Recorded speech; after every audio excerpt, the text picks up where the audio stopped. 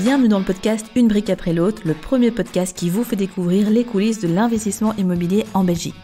Je m'appelle Elodie Sorgelos, je suis investisseuse, coach immobilier certifiée et fondatrice de Real Estate in Belgium.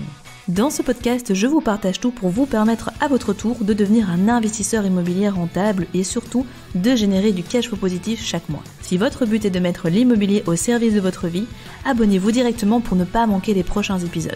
Vous êtes prêts ? Alors c'est parti ! Hello les investisseurs, j'espère que vous êtes en pleine forme. Aujourd'hui, nous allons parler d'un sujet qui revient souvent dans les questions que vous nous posez au quotidien, à savoir sous quelle forme il faut investir dans l'immobilier. Est-ce qu'il faut le faire en nom propre, en société? Est-ce qu'il faut le faire des deux côtés? Est-ce qu'il faut le faire avec plusieurs sociétés? Si oui, comment ça se passe? Et finalement, quid au niveau de la fameuse requalification des revenus dans tout ça? Bref, c'est un sujet qui est assez sérieux, donc cet épisode se voudra un tout petit peu plus théorique entre guillemets que les autres, mais c'est parce que je veux être sûre de pouvoir vous apporter un maximum de valeur et un maximum d'éclaircissement à ce sujet. Je vous expliquerai également de mon côté ce que je fais dans ma situation et pourquoi, quelles sont les raisons, qu'est-ce qui m'a amené à ça, par quoi j'ai commencé, etc. Donc ça, ce sera en filigrane de l'épisode, bien évidemment. Donc vous allez voir, ça va être assez riche en contenu. Allez, sans traîner, rentrons directement dans le vif du sujet. Alors, on va commencer avec l'investissement en nom propre puisque c'est celui qui est le plus courant et accessible. On va donc commencer par les avantages. Le premier avantage, c'est que le cash flow, il est pratiquement net. C'est-à-dire que, vous avez une taxation, bien évidemment, sur les loyers, qui est votre revenu cadastral majoré, donc avec ça à 40%. Je vais pas rentrer dans les détails du calcul, mais donc ça, ce sera votre taxation pour le fait que vous proposez un logement à la location et c'est très, très, très peu taxé. Donc, ça veut dire que le cash flow que vous avez dans votre poche, il est quasiment net et donc ça, c'est faire une grosse différence dans votre style de vie, votre pouvoir d'achat, juste le gain, en fait, que vous allez pouvoir retirer de cet investissement. Également, ça rejoint un petit peu ce que j'expliquais, c'est que la fiscalité est assez légère et favorable lorsque l'on investit en personne physique. Également, vous pouvez aussi bénéficier des abattements. Alors, un abattement, c'est quoi? Tout simplement une aide de l'État qui va vous être fournie pour pouvoir vous permettre de devenir plus facilement propriétaire de votre résidence principale. Alors oui, ici, ça s'adresse aux résidences principales, pas aux investissements locatifs. Je sais qu'il y a des petits malins, des petites malines qui trichent parfois avec ce genre de choses. Attention, ne faites pas n'importe quoi parce que les conséquences peuvent être quand même assez dommageables. Donc, faites bien attention à tout ça. Et donc, en fonction des régions, cet abattement varie. En Flandre, ce ne sera pas la même chose qu'en région wallonne, qu'à Bruxelles. Ça, c'est bienvenue en Belgique où tout est différent dans chaque région. Donc, c'est une petite complexité en plus, mais bon, on s'y fait. Donc, les abattements, ça ne fonctionne que pour les personnes physiques. Donc, si vous, de votre côté, par exemple, vous n'êtes pas encore propriétaire, vous n'avez pas spécialement envie de commencer par investir dans l'immobilier locatif, mais que vous voulez d'abord acheter votre résidence principale, vous allez pouvoir bénéficier de l'abattement, bien évidemment sous certaines conditions, mais ça, vous tapez abattement notaire.be, vous aurez toutes les informations dessus. Également, un point sur les crédits à 125%, c'est beaucoup plus facile d'obtenir des crédits à 125% lorsque l'on investit en nom propre. Et comment est-ce qu'on obtient ces fameux crédits à 125%? Parce que c'est peut-être une des questions que vous vous posez. Il y a plusieurs possibilités. Soit vous avez déjà un bien immobilier à mettre en garantie, une résidence principale. Ça peut être aussi le fait d'avoir du coup une somme d'argent bloquée sur un compte, ce qu'on appelle un nantissement ou un compte titre, des actions quelconques, etc., que la banque va pouvoir bloquer pour se sécuriser.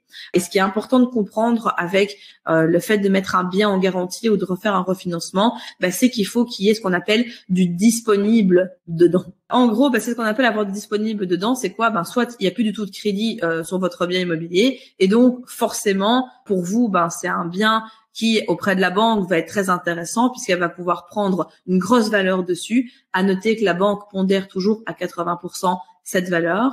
Ou alors, vous avez un crédit dessus, mais le solde restant dû de ce crédit, donc ce que vous avez déjà amorti, ce qui reste encore à payer, plus la hausse des prix de l'immobilier, le gap entre les deux, le différentiel est bien positif pourra être mis en garantie, mais il faut qu'il y ait suffisamment. Si vous avez acheté votre résidence principale il y a 1 an et qu'il y a 5 000 € d'amorti dessus, malheureusement, ça n'ira pas. Donc, c'est un petit peu comme ça que ça fonctionne. Par contre, il faut savoir que pour obtenir des crédits à 125%, c'est beaucoup plus facile de le faire en nom propre. C'est facilement actionnable quand on démarre. Pourquoi? Parce que vous le savez peut-être très certainement, mais le Saint Graal pour les banques, c'est vraiment le sacro-saint CDI. Démarrer beaucoup plus facilement, c'est notamment ce par quoi moi-même j'ai commencé à l'époque. Puis après, ça s'est transformé par de l'investissement en société, mais on y reviendra. Ça convient pour des investisseurs novices. Pourquoi? Parce qu'en fait, quelque part, quand on commence, il y a déjà tellement de choses à apprendre sur l'immobilier, entre le financement, les travaux, la mise en location, la recherche de bonnes affaires, l'étude de marché, sa stratégie, la négociation, etc., c'est sûr que si en plus on vient complexifier ça avec la gestion d'une société qui répond à des codes différents, qui sont taxés de manière différente, etc., et on va le voir juste après, clairement, c'est beaucoup plus complexe. Donc, si vous démarrez dans l'immobilier, qu'en plus vous êtes salarié, vous avez tout intérêt vraiment à commencer par de l'investissement en nom propre. Maintenant, comme je vous le disais, dans la vie, tout est équilibré et donc il y a autant d'avantages que d'inconvénients. L'inconvénient, c'est le taux d'endettement, c'est-à-dire qu'en personne physique, vous allez avoir un taux d'endettement. Peut-être que vous avez déjà entendu parler, notamment ça s'entend beaucoup chez nos voisins français, de la règle des 33% de taux d'endettement. Chez nous, bien évidemment, il y a toute une série de calculs qui rentrent en compte, comme le DTI, donc le debt to income, etc. Mais ils vont principalement regarder ce qu'on appelle le reste à vivre. On calcule en moyenne que pour une personne seule, qui n'a pas de personne à charge, le reste à vivre sera en moyenne de 1 000 €. Ça varie en fonction des banques, parfois ça peut être un peu plus, parfois ça peut être un peu moins, mais on se câble ici sur une moyenne de 1 000 €. Et justement, si typiquement vous avez un salaire de 1 500 €, que vous n'avez pas de crédit à la consommation, crédit voiture ou autre, eh bien la banque elle va se dire, ok, cette personne, si on se base sur un reste à vivre de 1 000 €, elle a potentiellement 500 € qui pourraient être attribués à un projet immobilier. Donc, c'est important de se dire que au plus vous gagnez et au moins vous avez de dettes ou de personnes à charge, etc., au plus derrière, vous aurez une capacité d'emprunt qui sera plus élevée.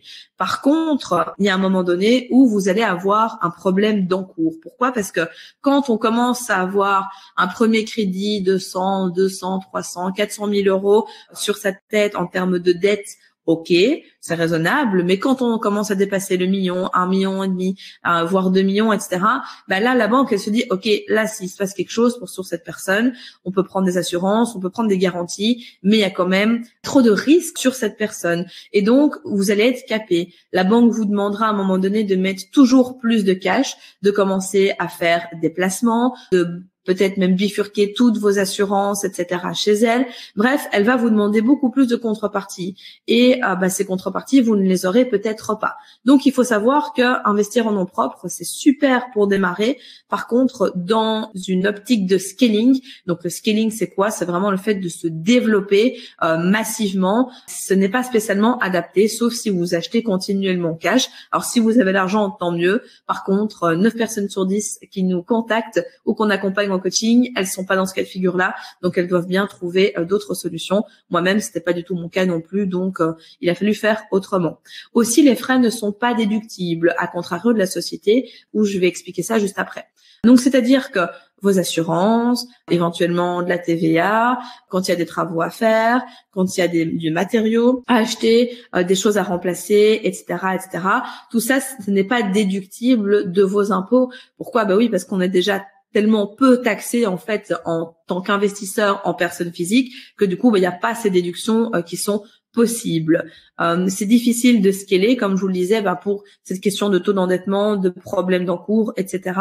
Comme la banque demandera toujours plus, eh bien pour vous c'est sûr que à un moment donné ça va poser problème. Donc si votre objectif c'est de vous dire ok j'ai envie d'avoir je sais pas moi, 3-4 biens immobiliers, tant mieux, c'est cool et c'est très bien. Et comme je le dis tout le temps, il n'y a pas de bons ou mauvais objectifs, juste des objectifs qui sont propres à vous, à votre situation. Et c'est très bien, faut pas toujours se comparer à ce qu'on voit sur YouTube, chez le voisin, etc., etc. Faites-le vraiment pour vous. J'ai fait une petite parenthèse, mais c'était important de repréciser le propos. Mais ce qui est certain, c'est que si à un moment donné, vous voulez un parc plus conséquent avec plusieurs dizaines d'unités en nom propre, ça sera pas possible. Il faudra du coup passer sur la partie société. Et également, il y a un risque de requalification des revenus aussi. Il faut le savoir, puisque à partir du moment où votre activité immobilière n'est plus considérée comme ce que l'on appelle une gestion en bon père de famille, eh bien, ça peut être considéré comme une activité professionnelle. Et là, la taxation n'est pas du tout la même. Mais ça, on va en parler juste maintenant ici. Parce que cette requalification des revenus, elle fait assez peur, je comprends, à juste titre. Déjà, j'ai envie de vous rassurer par rapport à plusieurs points. C'est que ça fait des dizaines d'années que cette question de la refonte de la taxation sur les investissements en nom propre est sur la table. Alors, je ne dis pas qu'un jour ça n'arrivera pas. Je pense qu'un jour ça arrivera. Par contre, je ne suis pas Madame Irma, j'ai pas de boule de cristal, je ne sais pas ni quoi, comment, où, mais régulièrement ça revient. Ici, c'est revenu récemment sur le tapis. Il y a 2 ans, quand j'ai commencé à faire mes premières conférences grand public, il y avait de nouveau toute une série d'articles là-dessus. Entre 2 ans et maintenant, il y a rien qui a été mis en place non plus. Donc, ce que je veux vous dire par là, c'est que relativiser, c'est pas parce que les médias en parlent que pour ça, ils en font des caisses, que pour ça, d'office, il va y avoir un cataclysme, que si, que ça. Dans le futur, à un moment donné, oui, ça arrivera, mais c'est d'autant plus important, du coup, de faire des bonnes affaires à l'achat et aussi d'équilibrer son parc, parce que le fait d'avoir un parc en nom propre, en société, avec des taxations différentes, vous permet aussi, au moment où il y a des changements, des régulations par rapport à tout ça, de lisser un petit peu la chose et d'être moins impacté. Qu'est-ce qui fait que maintenant, à l'heure actuelle, potentiellement, vous pourriez être considéré comme un professionnel, entre guillemets, de l'immobilier et que donc vos revenus soient requalifiés? Tout d'abord, la régularité des opérations. Si vous achetez 5 à 10 biens chaque année en personne physique à crédit, on parle pas d'acheter en fonds propres à cash. Ça, c'est pas le sujet, puisque là, c'est juste votre argent à vous que vous placez. C'est pas la question. Mais si vous faites des opérations régulières et que vous faites appel très souvent au crédit, c'est un facteur aggravant pour votre dossier. Également, il faut faire la distinction entre l'achat-revente et le locatif. Ce qui est beaucoup plus spéculatif et qui génère beaucoup plus de plus-value, de cash, etc., ça va être l'achat-revente. Donc, le focus en général sur cette partie de requalification des revenus, elle est principalement axée sur l'achat-revente et moins sur le locatif. Étant donné que notamment nous, de notre thématique, on parle de locatif, c'est déjà un point qui est rassurant aussi. Si c'est un achat du coup qui est fait à crédit, à partir du moment où vous jouez selon les règles de la banque traditionnelle, donc comme vous le savez, en Belgique, c'est pas une obligation, mais c'est une recommandation de la BNB, c'est de se dire qu'on est sur 80% de financement, vous apportez 20% de quotité plus les frais de notaire, donc les frais d'acte de crédit et les droits d'enregistrement. Et là, on va compter en moyenne 17% à la grosse louche. Donc, si on prend un cas de figure classique, ça fait quand même 37% du projet à apporter. Sur des petits montants, c'est déjà quelque chose, mais sur des grands montants, forcément, ça représente beaucoup d'argent. Comme je vous le disais tout à l'heure, au niveau des crédits à 125%, c'est tout à fait possible encore à l'heure actuelle d'en faire sous certaines conditions que j'ai mentionnées précédemment. Donc, malheureusement, si vous ne répondez à aucun de ces critères, le 125 ne sera pas possible pour vous, du moins pas maintenant en tous les cas. Mais si toutes les opérations que vous faites sont basées sur des crédits à 125%, ce sera pas bon. Le fait d'injecter du cash dans vos investissements locatifs va être perçu comme quelque chose de positif, puisque rappelez-vous, le fisc veut et l'État veut que vous puissiez investir votre argent et investir avec vraiment cette optique de bon père de famille. Allez, on va dire même de bonne mère de famille, pour inclure les femmes là-dedans aussi, être moins dans ce truc un petit peu vieillot, entre guillemets, si je puis m'exprimer ainsi. Parce que vous avez de l'argent, vous avez travaillé toute votre vie pour cet argent, vous avez mis de l'argent de côté, etc., etc., et juste vous l'investissez, et ça, c'est pas un problème. Par contre, au plus vous faites des 125, au plus c'est un facteur aggravant. Également, est-ce que vous êtes un expert ou un professionnel de l'immobilier? Là, ça va s'adresser beaucoup plus à des personnes qui sont dans le métier, dans le milieu, mais surtout ce qu'on entend en général par professionnel d'immobilier, ça va être des marchands de biens et des promoteurs. Si vous êtes dans un de ces cas de figure, clairement, il y a un plus gros risque de requalification des revenus. Très important, votre source de revenus principale. Est-ce que vous travaillez? Est-ce que vous savez justifier d'un horaire de travail, de bureau? Est-ce que vous savez montrer, si vous êtes chef d'entreprise ou autre, qu'en fait, vous vivez de votre activité professionnelle et non pas de vos revenus immobiliers? Et ça, c'est un des points qui aura l'impact le plus significatif dans la requalification. En fait, ce que l'État et le fisc ne veulent pas, c'est de se dire qu'il y a des gens qui investissent avec des conditions plus ou moins intéressantes, s'ils font des 125, s'ils font en nom propre avec une faible taxation, etc., mais que derrière, ils ne contribuent pas au niveau des revenus professionnels, puisque clairement, vous le savez très bien, au niveau pro, on est un des pays qui est les plus taxés, et donc clairement, c'est une forte rentrée d'argent pour l'État. Donc s'il n'y a pas cette partie-là, ça va être problématique. Mais à partir du moment où vous savez démontrer que vous avez une activité professionnelle et que l'immobilier c'est un plus, ça va être quelque chose de très très très positif pour vous. Le point par contre qui est à proscrire, c'est vraiment le terme, c'est d'avoir des revenus de remplacement et du coup de faire de l'investissement immobilier en maquillant un petit peu certaines données. C'est effarant, mais il y a des personnes sur les réseaux sociaux qui se vantent d'être au chômage, à la mutuelle, et par XY raison, par XY montage, arrivent à avoir des crédits immobiliers et se dit ouais génial, moi je fais rien de ma journée, je profite de l'aide de l'État et en plus de ça, j'ai des revenus immobiliers. Là clairement vous pouvez être sûr. Et j'espère vraiment pour elle que c'est pas le cas, mais vous pouvez être sûr que ça c'est très très très grave comme facteur pour la requalification des revenus, parce qu'encore une fois, non seulement vous ne cotisez pas, mais vous profitez de l'argent de l'État et vous êtes un peu gagnant sur toute la ligne, et ça c'est vraiment quelque chose que l'État ne supporte pas. Donc ce qu'il faut comprendre en fait par rapport à cette requalification, c'est que comme vous le voyez, c'est vraiment très pondéré. Ce sont des critères, je dirais, qui sont pas vraiment fixes. Il n'y a pas une grille, ok, c'est oui ou c'est non. C'est surtout un peu à la tête du client. C'est-à-dire qu'il y a des personnes parfois qui ont des avis de requalification alors qu'ils ont que 4-5 biens immobiliers. D'autres personnes qui ont des parcs plus conséquents, 20, 30, 40, 50 unités et qui, elles, n'ont jamais eu un avis de requalification. Il y a un facteur chance, entre guillemets, que ça vous tombe dessus ou pas.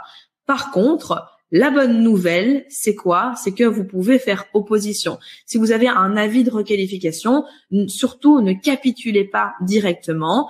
Attendez, prenez contact avec votre notaire, avec un avocat spécialisé dans l'immobilier pour défendre votre dossier. Et dans beaucoup de cas, en tout cas dans mon entourage, dans les gens qu'on a pu accompagner, c'est pas un cas de figure qui s'est retrouvé très très fréquemment. Donc s'il y a eu 4 personnes autour de moi en plusieurs années qui ont été confrontées à un avis de requalification, c'est beaucoup, 3-4 je pense. Et chaque fois ces personnes ont gagné et n'ont pas été requalifiées. Pourquoi? Parce que tout ce que je viens de vous expliquer ici, c'est des facteurs que vous savez justifier aussi. Et puis il faut se dire que si actuellement vous êtes requalifié, ça veut dire que vos revenus immobiliers seront considérés comme des revenus professionnels, donc on tournera sur une imposition de 50%. Mais par contre, vous pouvez aussi, sur base d'un dossier qui est défendu et autres, passer sur un mode de taxation qui est les revenus divers, donc au taux de 30%. Donc, même si au pire du pire, vous êtes requalifié, vous avez encore la possibilité de ne pas être requalifié dans ce taux revenu professionnel, mais bien dans ce taux au revenu divers, et 30%, ça fait quand même déjà moins mal. Après, je vous rassure tout de suite, c'est pas possible de juste dire, ok, on va requalifier, on prend 50% ou 30%, de l'autre côté, il y a rien. Non, bien évidemment, on va pas cumuler 50 000 taxations, sinon c'est pas possible. Pourquoi? Parce que vous qui allez du coup perdre de l'argent, vous allez le répercuter sur vos locataires en demandant des loyers plus chers. Les locataires vont pas savoir suivre, et à un moment donné, ça va être dramatique en fait pour le marché de l'immobilier. Donc rassurez-vous, à chaque problème sa solution. À chaque solution, son problème, peu importe dans le sens dont on le prend, même si le premier est toutefois plus positif. Ce que vous devez vous dire, c'est que le jour où ce sera requalifié, il y aura un balancier d'un côté ou d'un autre. Peut-être qu'il y aura une déduction des frais, peut-être qu'il y aura un amortissement / déduction comme il y a en France au niveau des travaux. Il y aura quelque chose, mais ce n'est pas possible pour la viabilité du marché immobilier de juste tout prendre et de ne rien donner en contrepartie. Mais rassurez-vous, en plus avec tout ce qui se passe actuellement, il y a encore de la marge, mais ces critères-là vous montrent que voilà, il y a quand même peu de probabilité que ça vous arrive et vous avez surtout déjà un petit peu les guidelines pour pouvoir pallier, pour pouvoir avoir une optique de OK, qu'est-ce que je fais si jamais ça m'arrive? Mais vraiment, je vous dis, voilà, 3-4 personnes en plusieurs années d'investissement et des dizaines et des dizaines et des dizaines de personnes qu'on a eu dans les formations, en accompagnement, en appel, etc. Donc soyez rassurés par rapport à ça. L'immobilier, ça reste toujours intéressant. Ce que je voulais vous dire donc en guise de conclusion pour l'investissement en immobilier en nom propre, c'est que comme vous l'avez compris, ça conviendra pour un petit parc immobilier. C'est un schéma qui est courant quand on démarre et dont il faut profiter.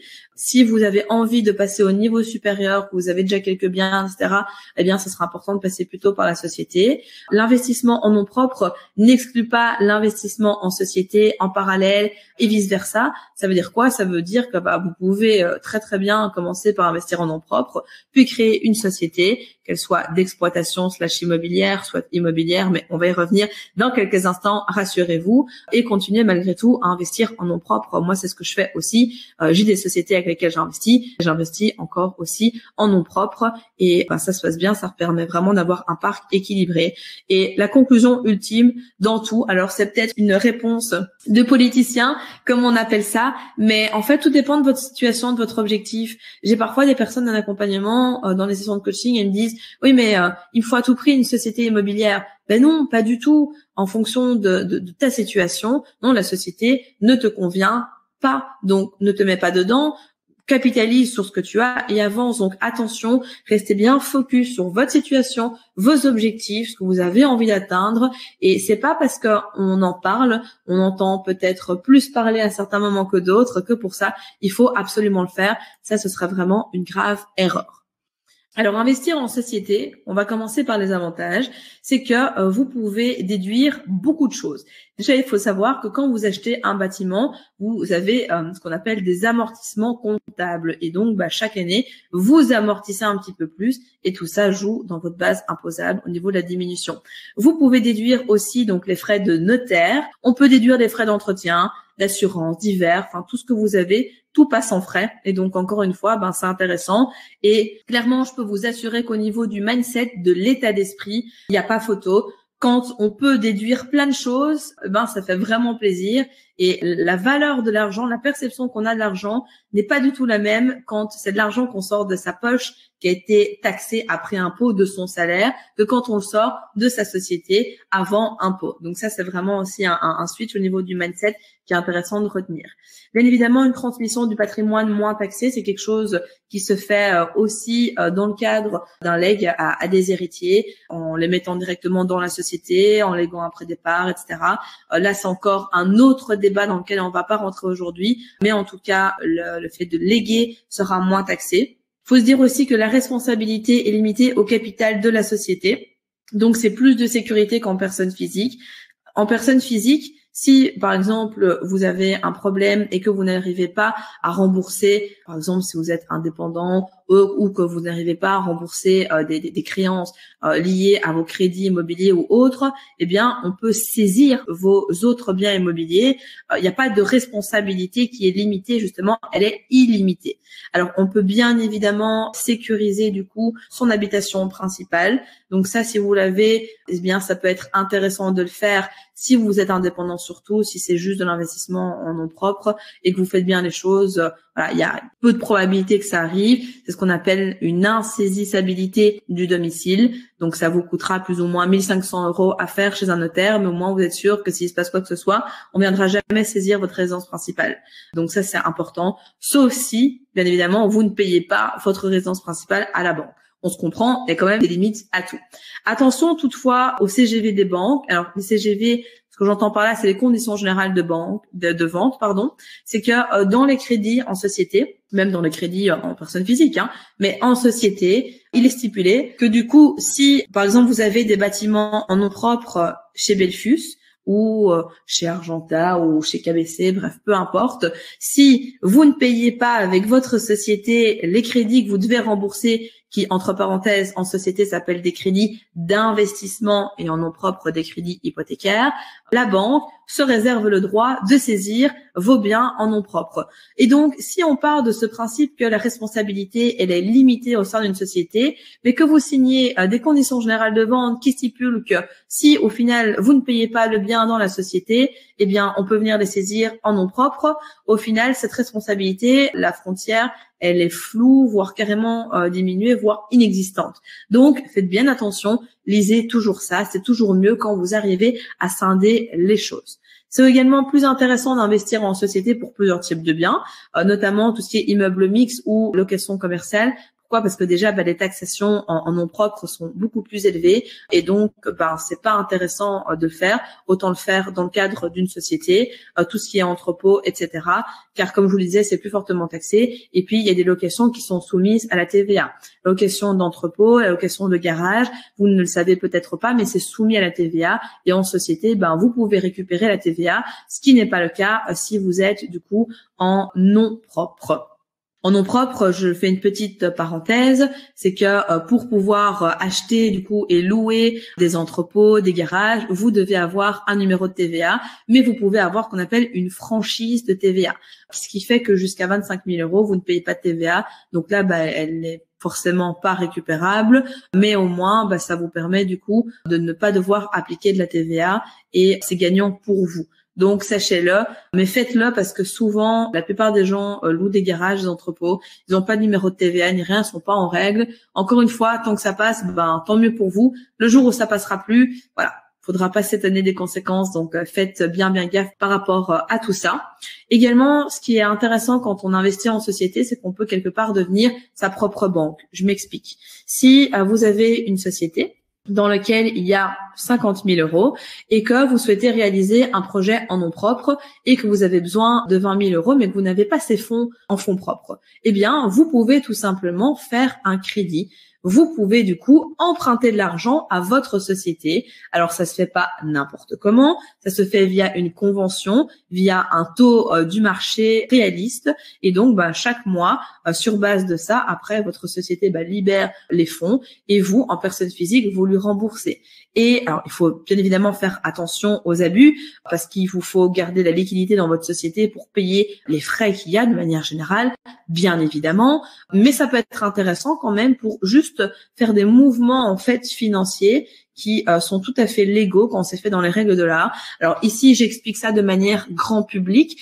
Attention, et ne me faites pas dire ce que je n'ai pas dit non plus. Une situation n'est pas l'autre. À partir du moment où vous avez une société, consultez toujours votre comptable / fiscaliste qui pourra vous renseigner au mieux au vu de votre situation, puisque moi, je ne vous connais pas et donc j'énonce simplement des principes généraux.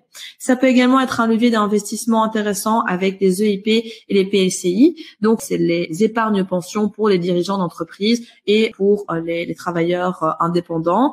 Et ça, donc, vous pouvez les cotiser via les sociétés et ça peut bénéficier du coup de revenus en personne physique. Donc ça, c'est intéressant, mais à nouveau, à voir dans votre cas si une EIP ou une PLCI est intéressante à faire ou pas. C'est pas toujours le cas en fonction du revenu, du salaire que vous versez potentiellement si on est dans une société d'exploitation ou autre. Donc, comme pour le point précédent, toujours se référer à votre comptable fiscaliste, mais sachez qu'il y a un levier derrière. Il y a aussi ce qu'on appelle des achats en indivision qui sont possibles et qui sont intéressants en cas de rachat futur par l'une ou l'autre structure. Alors, qu'est-ce que j'entends par là ? Tout simplement le fait que un achat en indivision, c'est le fait d'acheter avec deux entités différentes, que ce soit deux personnes, que ce soit une personne en nom propre, une société, que ce soit deux sociétés, etc. Mais le fait d'avoir même une répartition à 99% chez l'un et 1% chez l'autre fait que si un jour vous avez envie de racheter le bien immobilier pour le passer du coup en société X, Y, Z ou en nom propre ou peu importe, les droits d'enregistrement ne sont plus du tout les mêmes. Voyons maintenant du coup les inconvénients. Alors les inconvénients, c'est que les loyers sont taxés à l'impôt des sociétés, donc entre 20 à 25% en fonction de votre société. Ok, c'est plus élevé du coup que forcément de le faire en nom propre. Après, je trouve personnellement que ça reste raisonnable, mais c'est que mon point de vue. Mais ça peut être du coup considéré comme un inconvénient. Pas d'abattement possible, donc pas de possibilité comme on l'a en personne physique. C'est plus difficile d'obtenir des crédits à 125%.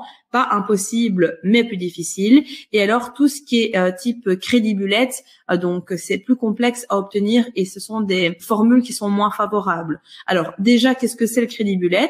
Donc, en général, quand vous allez chez votre banquier lambda, il va vous parler d'un crédit où, en gros, vous allez avoir un montant avec une part d'intérêt que vous remboursez et une part de capital. Ça, c'est un crédit classique. Vous payez chaque mois. À la fin du crédit, 10, 15, 20, 25 ans, vous êtes 100% propriétaire du bien. Le crédit est soldé et on n'en parle plus. Le crédit bullet, par contre, c'est l'inverse. C'est-à-dire que, en gros, vous ne payez pas de vous n'amortissez pas de capital, vous ne payez que les intérêts pendant une durée X. Si c'est un pur bullet, on sera entre du 10 et 15 ans. Mais à la fin de cette durée-là, vous allez devoir solder l'entièreté du crédit. Ça veut dire quoi? Ça veut dire que si vous empruntez 100 000 euros avec un crédit classique, au bout de 15 ans, eh bien, vous devrez 0 euros à la banque puisque vous aurez payé à amortir du capital. Avec le crédit bullet, au bout de 15 ans, vous allez devoir ces 100 000 euros. Donc, c'est autant avantageux que ça représente des inconvénients, mais comme dans tout. Mais c'était juste pour vous expliquer le principe. Après, pour le reste, eh bien, vous devez vous dire qu'en société, là où en nom propre, on peut avoir des bullets à 100%, dans certains cas de figure, dans certaines conditions, en société, ça sera plus compliqué. Pas impossible, mais plus compliqué. On sera sur des durées qui seront beaucoup plus courtes encore et on sera souvent sur des 60% de quotité, donc avec quand même beaucoup de cash à importer. Donc, voilà, pas certain non plus que le jeu en vaille la chandelle, il faut le savoir. Avoir une société et investir avec une société, ça nécessite quand même des connaissances en gestion et en fiscalité pour gérer sa société. Souvent, on croit que c'est le saint graal, que c'est la réponse à tout. Non, mais attends, moi, je vais investir en société, tu verras, ça va être top, je vais créer ma société et demain, je vais chez le banquier avec zéro bilan, zéro péco dans mon entreprise, etc. et il va me faire un crédit. Bah non, en fait, ça se passe pas comme ça. Déjà, une société, ça se prépare, ça s'anticipe. C'est une image que je donne souvent et qui marque les personnes que j'ai en accompagnement. C'est que une société, quand il y a rien dedans, il y a pas de trésorerie ou autre, c'est une coquille vide. Il y a rien, il se passe rien, on sait rien faire avec ça. C'est comme quand vous êtes étudiant, la banque elle vous finance pas. Pourquoi? Parce qu'il n'y a pas de sécurité derrière. Eh bien, c'est pareil avec votre société qui est une coquille vide. Mais il faut savoir quand même gérer ça un minimum parce qu'il y a des obligations comptables. Alors, ok, on peut le déléguer, mais il y a des choses à faire. C'est pas n'importe quoi. Petit focus aussi sur les formes de société. Vous pouvez très bien investir avec une société qui est 100% immobilière. Vous pouvez également investir avec une société dite d'exploitation dans laquelle il y a une activité d'exploitation, donc professionnelle, qui est aussi une immobilière. À nouveau, je vous renvoie vers votre comptable fiscaliste pour plus d'informations à ce sujet.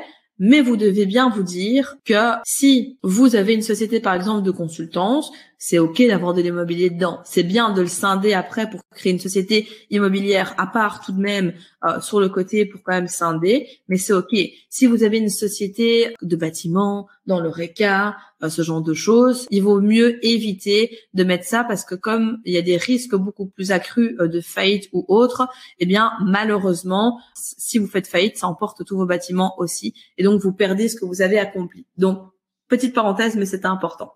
Les financements aussi en société, ce sont des financements qui vont beaucoup plus difficilement sur 25 ans. Encore une fois, pas impossible, mais quand même très très rare. On est plutôt sur des financements de 15 ou 20 ans principalement. La banque va démarrer en général à 15, mais vous allez pouvoir obtenir jusqu'à 20 dans certains cas. Les taux également sont plus élevés. Vous avez également au niveau des indemnités de réemploi, donc si vous ne savez pas ce que c'est les indemnités que vous payez si vous soldez anticipativement un crédit. C'est plus élevé qu'en nom propre. Il faut savoir qu'en nom propre, ce sera en moyenne 3 mois d'intérêt. En société, avec les crédits d'investissement, on est sur 6 mois. Alors, c'est pas non plus déconné, mais c'est un peu plus. Mais ça a été réglementé il y a quelques années, où là, avant, on était vraiment sur des mécanismes de fou. Donc ça, c'est la bonne nouvelle. Mais voilà, malgré tout, c'est quelques mois de plus. Il faut aussi du coup avoir un apport de capital plus conséquent. Vous allez pouvoir obtenir du 100%, c'est possible dans certains cas. Par contre, les règles de base vont démarrer comme pour la personne physique à 80%. Donc, il faut quand même de la liquidité aussi derrière pour pouvoir suivre, sans bien évidemment mettre en péril votre société. Un point important qui n'est pas toujours très très bien compris, c'est tout ce qui concerne la plus-value. Vous devez bien comprendre que si votre société, elle vend un bien, elle est imposée à l'impôt des sociétés sur la plus-value réalisée. Donc, du coup, ça veut dire que si vous faites une plus-value, vous avez acheté votre bien 100 000 euros, vous le revendez 150 000. Bien évidemment, du coup, il y aura une différence derrière, mais sur la différence, il y aura une taxation à l'impôt des sociétés entre 20 et 25%. Et donc, dans certains cas, ça peut représenter quand même quelque chose d'assez important. Quand on regarde en parallèle, il y a contrario en nom propre où déjà après 5 ans, il n'y a plus de taxation sur la plus-value et surtout, on n'est pas du tout sur les mêmes taux, on est sur du 16,9 donc c'est pas la même chose. Par contre, vous devez savoir qu'il est possible du coup de ne pas subir de plein fouet cette taxation, mais qu'il est possible de l'étaler via ce qu'on appelle un mécanisme de réemploi. C'est-à-dire que si dans les 5 ans, vous utilisez l'argent reçu de la vente, donc de la plus-value, en la réemployant dans un achat qu'on appelle immobilisé, donc par exemple dans un autre bâtiment, la plus-value qui est taxée sera alors étalée sur la durée d'amortissement du nouveau bien. Si on part sur une durée d'amortissement de 30 ans pour un bâtiment, vous comprenez du coup que votre plus-value, elle sera vraiment lissée sur 30 ans, donc vous allez quasiment pas la sentir, et ça c'est intéressant puisque ça peut être reproduit pour plusieurs mécanismes. Donc, c'est vrai, c'est plus fortement taxé. Maintenant, encore une fois, je trouve, vous me direz votre avis, mais je trouve que c'est pas non plus dramatique. La conclusion du fait d'investir en société, c'est vraiment de se dire que les riches investissent avant impôt, les pauvres après impôt. Alors, cette phrase n'est absolument pas de moi, c'est de Robert Kiyosaki, que vous connaissez peut-être très certainement si l'immobilier, l'indépendance financière, les finances, l'argent vous intéressent, notamment lui qui a écrit le best-seller Père riche, Père pauvre, le cadran du cash flow, etc. Si vous ne les avez pas lus ou écoutés en audio, faites-le parce que c'est vraiment très très intéressant. Ça va changer votre mindset. Mais ce que vous devez comprendre, c'est que quand vous investissez en fait en nom propre, à la base vous avez un salaire brut, ok, de votre employeur. Lui, sur base de ça, après, il est prélevé tout un tas de trucs et au final, vous recevez votre salaire net. C'est avec votre salaire net que vous investissez dans l'immobilier. Et après, vous avez aussi de l'imposition derrière. Mais quand vous investissez avec votre société, vous investissez avant impôt. Pourquoi? Parce que comme vous l'expliquais, vous avez donc du chiffre d'affaires dans votre société. Vous pouvez déduire vos frais de notaire en one shot, vous pouvez déduire des amortissements, vous pouvez déduire des frais divers et variés, etc. Et c'est sur base de ça qu'après, on va prendre tout ce que vous avez gagné moins du coup les frais, qu'il y aura cette base imposable et c'est sur cette base imposable qu'après sera appliquée la taxation de la société. Et donc, en faisant ça, en ayant du coup une base imposable qui est faible, vous allez du coup payer un impôt qui est très très faible. Et donc, ça veut dire quoi? Ça veut dire que quand on a compris ça, on se dit, ok, mais en fait, le fait d'avoir une société, de pouvoir investir avant impôt, non seulement je me constitue un parc d'actifs, actif qui prendra de la valeur, que je pourrai un jour revendre, sur laquelle je pourrai faire des plus-values, etc. Actif qui va me générer grâce à mes loyers du chiffre d'affaires, puisque vos loyers deviennent du chiffre d'affaires, tout en faisant diminuer ma base imposable et en me faisant payer moins d'impôts. Et personnellement, le jour où j'ai compris ça, je n'ai quasiment plus jamais rien acheté en nom propre, mais justement tout en société, parce que je trouve que le mécanisme est tellement puissant que quand on veut se créer un parc immobilier conséquent, c'est vraiment intéressant de le penser comme ça. Après, attention, comme je le disais, la société, c'est vraiment pas fait pour tout le monde. C'est pas parce que personnellement, moi, c'est un modèle qui me convient très très bien que pour ça va convenir à d'autres. En fonction de votre objectif, je vous invite du coup à repenser à tout ce que je viens de vous partager précédemment sur la partie du coup personne physique. Vous l'aurez compris, toutes les formes possèdent à la fois des avantages et des inconvénients. Cela va dépendre surtout de votre situation à l'instant T, de vos objectifs, mais également, il faut bien se rendre compte qu'elles sont complémentaires. Donc si vous souhaitez développer un parc immobilier conséquent, je ne peux que vous recommander de faire à la fois de la personne physique et d'optimiser et de scaler comme on dit. Scaler, comme je le disais à plusieurs reprises dans cet épisode, passer au niveau supérieur en passant par le biais de la société.